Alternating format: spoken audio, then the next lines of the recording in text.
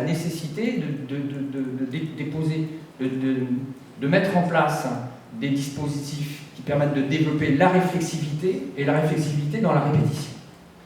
C'est ce qu'on a fait à Montréal. Quand je vous dis la mobilisation des patients de manière longitudinale, c'est pas énormément d'heures, mais ça veut dire qu'en continu, on va revenir sur en fait la relation entre le médecin-patient, entre le professionnel de santé et le patient, et c'est la répétition qui permet en fait de mettre en œuvre. Parce que j'ai entendu aussi parler de l'impact de l'affaire Mediator, et je remercie Irène Frachon pour le rôle qu'elle y joue, mais moi je suis un malade chronique depuis des années, il y a des scandales sur l'industrie pharmaceutique, des scandales sur l'agroalimentaire, ça fait quand même des décennies que ça arrive, quoi. Et on a une capacité d'oubli qui s'accélère avec le monde de la santé dans laquelle on va.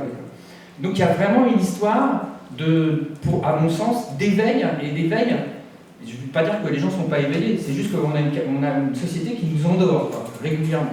Et elle nous endort des deux côtés de la relation. Elle nous endort quand on est professionnel de santé, mais elle nous endort aussi quand on est patient. Et puis on a une capacité, nous, l'humanité, à avoir du mal, en fait, on est dans des impensés, quoi. Et donc, moi, les actions que j'essaye de mener, c'est d'une part de mobiliser, de questionner la formation initiale et continue des professionnels de santé, mais aussi d'essayer de questionner le patient, l'individu, le citoyen, la population.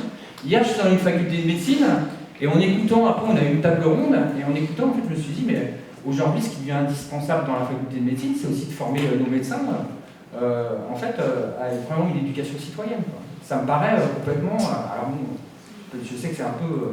mais je pense que ça peut paraître un peu dans le vent, parce que j'entends aussi beaucoup parler de ça, mais ça me paraît vraiment être une nécessité, quoi, par rapport à ça.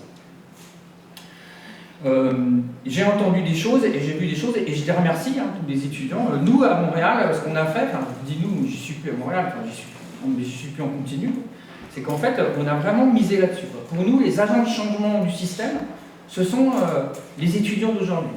Alors j'ai entendu qu'il y avait plein de dispositifs qui étaient menés. J'étais avant-hier avec Jonathan à regarder, à écouter les projets qui étaient super intéressants, qui étaient vraiment des projets qui questionnaient exactement dans le